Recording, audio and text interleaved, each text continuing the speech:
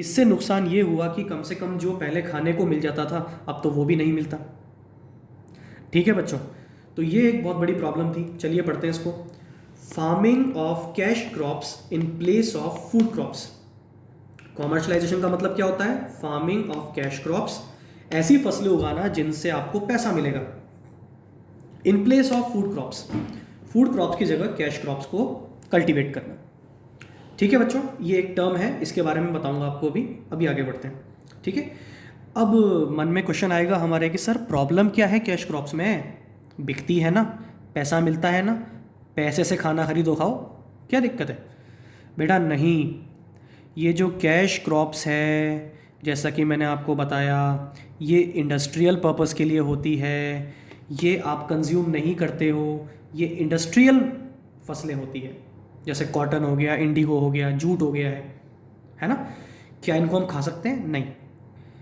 अब इसके लिए इंडस्ट्री भी तो होनी चाहिए ना। क्या उस टाइम हमारी कंट्री में इनकी डिमांड थी? नहीं। पढ़ो क्या लिखा है। Cash crops were used mainly by British industries, there were no demand of these crops in India. ये आपको समझ में आ रहा होगा, कल मैंने आपको बताया था कि यहाँ से ये एक्सपोर्ट करते थे कम कीमत में, और वहाँ से फिनिश गुड्स बना के लाते थे और यहाँ ज़्यादा कीमत पे बेचते थे। होता था ना ऐसा? बिल्कुल। तो यहाँ भी वही है, हमसे ज़बरदस्ती इन्होंने कैश क्रॉप्स की खेती करवाई। ठीक है, और उन कैश क्रॉप्स को उगवाकर उनको कम कीमत पे कहाँ भेजा इन्होंने? ब्रिटेन, और वहाँ की इंडस्ट्रीज़ को इन्होंने फ़ायदा पहुँचाया। ठीक है, जबकि हमारे यहाँ तो डिमांड थी नहीं। हमारे यहाँ डिमांड होती तो हम अपने लेवल पे बेचते, पैसा कमाते। हमने नहीं कमाया पैसा। ठीक है बच्चों, तो इस वजह से क्या हुआ? इस वजह से सबसे बड़ा नुकसान ये हुआ, frequent shortages of food grains in India. जब कैश क्रॉप्स की खेती हो रही है तो फूड क्रॉप्स की खेती कम हो गई, और कम होने से हमारे फूड ग्रेन्स कम हो गए। ठीक है बच्चों, तो आपको समझ में आ गया। ये एक और रीज़न था जिसकी वजह से, कॉमर्शलाइजेशन की वजह से हमारा एग्रीकल्चर सेक्टर स्टैग्नेंट था। ठीक है बच्चों, नेक्स्ट आते हैं third reason, high degree of vulnerability. अब ये क्या है? वल्नरेबिलिटी क्या होती है आप सबको पता होना चाहिए। ये ऐसी चीज़ होती है कि आप हमेशा रिस्क में हो। अगर कोई छोटी सी भी चीज़ हो जाए तो आपको बहुत बड़ा नुकसान पहुंच जाता है, उसको बोलते हैं वल्नरेबिलिटी। तो क्या हमारा एग्रीकल्चर सेक्टर जो था वो वल्नरेबल था? बिल्कुल। कैसे था? आप सोच के देखिए कि जब हम इतने बैकवर्ड हैं तो हमारे यहाँ पे इरिगेशन फैसिलिटीज़ भी अच्छे से नहीं होगी, ड्रेनेज फैसिलिटीज़ भी नहीं होगी, हमारे मिट्टी की सॉइल की क्वालिटी भी ख़राब होगी, और हम टेक्नोलॉजिकली अपग्रेड भी नहीं हो पाए थे। इतनी सारी चीज़ें एक इंसान तब ध्यान देता है जब उसकी जेब में पैसा हो। क्या शुरू के जो 2 रीज़न हमने पढ़े, उनको पढ़ने के बाद आपको लगता है कि हमारे कल्टीवेटर्स के पास पैसा होगा? नहीं, हमारे कल्टीवेटर्स के पास पैसा नहीं था। और अगर पैसा होता तो वो कुछ चीज़ें और थी, इन पे ध्यान देते। तो ये जो बेसिक 2-3 चीज़ें हैं, जैसे इरिगेशन है ना, ड्रेनेज है, सॉइल प्रोडक्टिविटी है, इन सब चीज़ों पे अगर ध्यान दिया जाए तब जाके आप अपग्रेड होते हो, तब जाके आप डेवलप होते हो। लेकिन आपने इन पे ध्यान दिया ही नहीं, इसीलिए आप कैसे थे? वल्नरेबल थे। ठीक है बच्चों, तो इसको पढ़ते हैं ध्यान से। British rulers only used India as exporter of raw material. British rulers ने सिर्फ अपना स्वार्थ पूरा किया है, उनको कोई मतलब नहीं है कि हमारा एग्रीकल्चर सेक्टर आगे जाए। जैसे हम रह के आते हैं ना, कभी होटल में रह के आते हैं, खूब गंदगी मचा के आते हैं, हमें मतलब ही नहीं है, हम खूब खाएंगे पिएंगे, उसके बाद आ जाएंगे वहाँ पे, जो करना है होटल वाले करें। उसी तरह से ये लोग हमारे आए थे, रहने थोड़ा आए थे ये। इन्होंने हमारी प्रॉब्लम्स पे ध्यान नहीं दिया, इन्होंने सिर्फ खुद की प्रॉब्लम्स को दूर किया और अपना प्रॉफिट कमा के यहाँ से चल लिए। तो इन्होंने सिर्फ एक्सपोर्ट करवाया रॉ मटेरियल का, जबकि इनको पता था कि इन चीज़ों को और बढ़ाया जा सकता है अगर हम ध्यान दें किस चीज़ पे। तो उन्होंने किन किन चीज़ों पे ध्यान नहीं दिया? पढ़ो, अगर वो इन चीज़ों पे ध्यान देते जो हम अभी पढ़ने वाले हैं, तो हमारी जो एग्रीकल्चर सेक्टर है ये और डेवलप होता। तो बेटा किन किन चीज़ों पे ध्यान नहीं दिया? First, irrigation facilities. Irrigation means सिंचाई, है ना, तो उस पर बिल्कुल ध्यान नहीं दिया। ड्रेनेज फैसिलिटी, जो नहरें वगैरह होती है, उनको बनाने पे उन्होंने ध्यान नहीं दिया, सिर्फ काम चलाओ।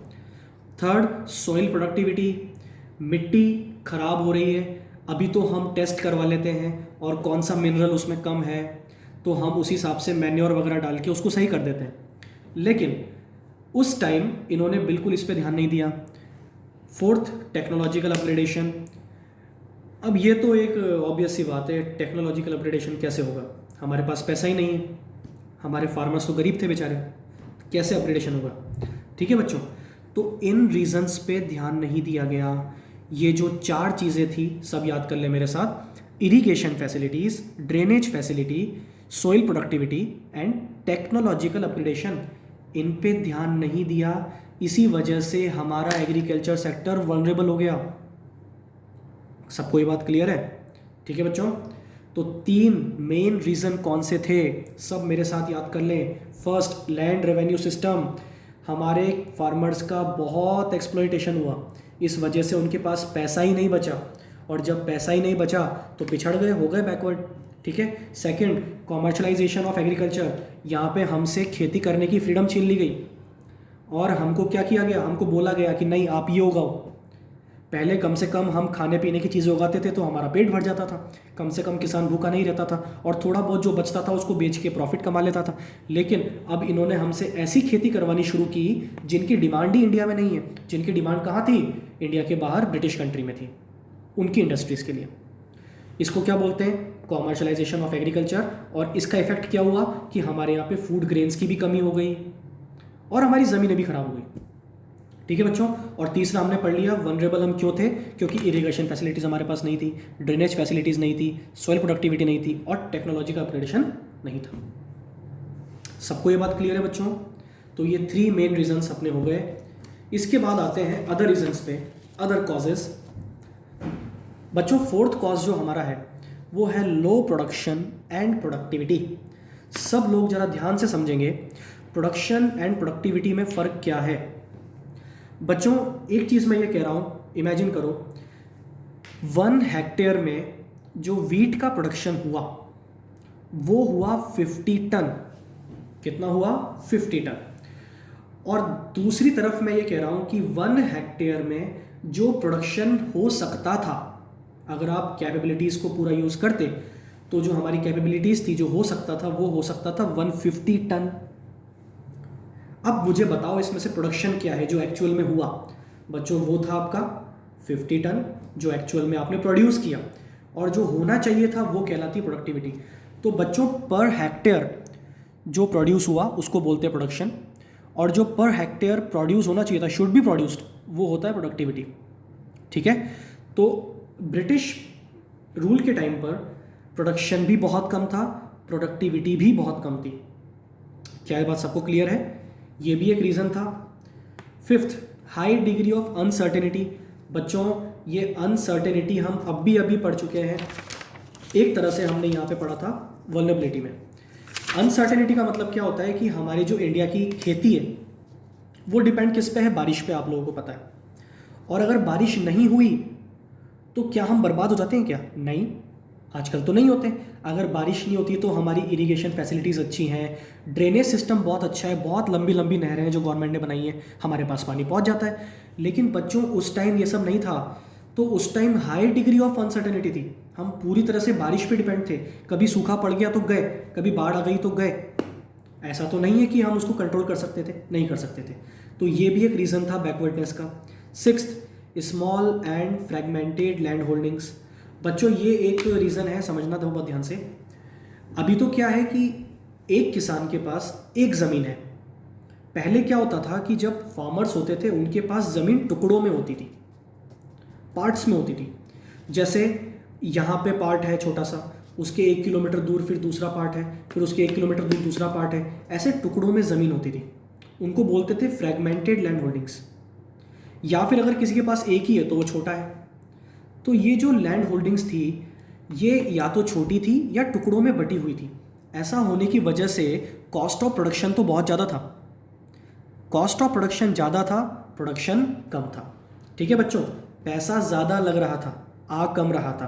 तुम सोचो ना कि छोटी छोटी ज़मीन पे आपको ज़्यादा खर्चा करना पड़ेगा, है ना, आपको ज़्यादा खर्चा करना पड़ेगा, प्रोडक्शन होगा वहाँ से कम, खर्चा करना पड़ेगा ज़्यादा और वो आपको अलग अलग जगहों पे करना पड़ेगा क्योंकि बहुत सारे लैंड हैं आपके।